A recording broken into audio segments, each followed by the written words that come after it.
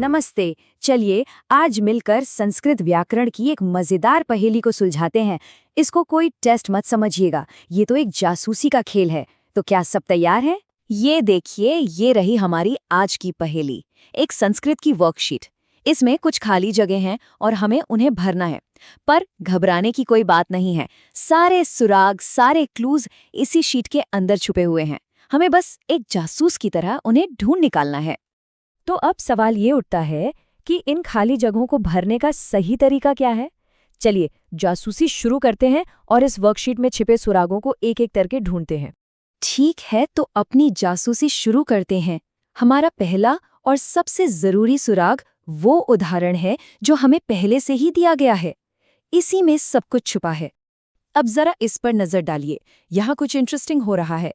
देखिए, मूल शब्द है युवकः और इसका नया रूप है युवकम। कोई बदलाव दिखा? आवाज पर ध्यान दीजिए।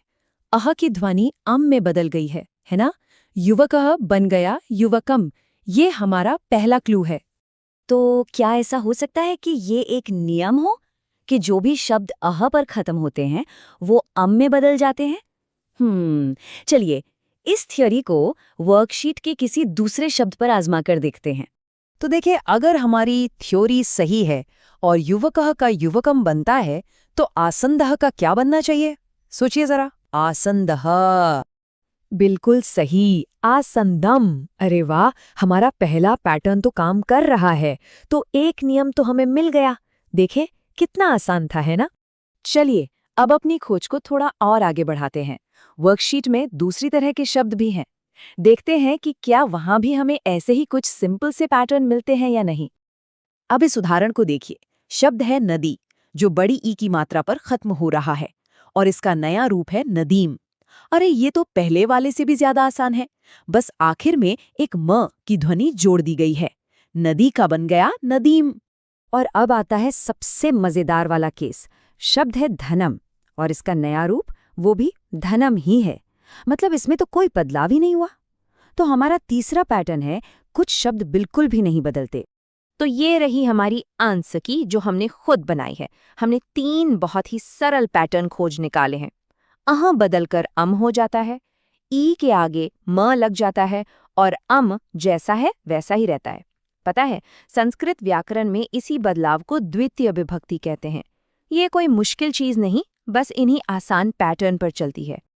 अब जब हमने ये पैटर्न सीख लिए हैं तो जरा प्रैक्टिस हो जाए। मैं कुछ शब्द दूंगा और हम सब मिलकर इन नियमों का इस्तेमाल करके उनका नया रूप खोजने की कोशिश करेंगे। तो पहला सवाल, अगर मूल शब्द पादः है तो इसका नया रूप क्या होगा? याद रखिए, ये अह पर खत्म हो रहा है। बहुत बढ़िया, जवाब है पादम। हमारा पहला नियम एकदम सही काम कर रहा है। चलिए अगला सवाल। शब्द है जननी, ये बड़ी ई की मात्रा पर खत्म हो रहा है, तो इसका क्या बनेगा? शानदार, जननी का बनेगा जननीम। दूसरा पैटर्न भी एकदम क्लियर है। और ये रहा आखिरी अभ्यास प्रश्न। शब्द है पुस्तकम। याद है ना सबसे आसान वाला नियम? बिल्कुल सही, पुस्तकम का पुस्तकम ही रहेगा, इसमें कोई भी बदलाव नहीं होगा। देखा, ये सब सीखना कितना आसान था। तो चलिए एक बार जल्दी से दोहरा लेते हैं कि इस पहेली को सुलझाकर हमने आखिर सीखा क्या। तो सबसे जरूरी बात जो हमें याद रखनी है वो ये है कि हमने 3 मुख्य पैटर्न पहचाने हैं।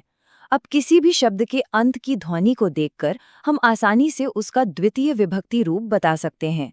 और ये बात कितनी सही है ना? व्याकरण सिर्फ रटने वाले नियम नहीं है, बल्कि ये भाषा के पीछे का लॉजिक है, एक पूरा सिस्टम है।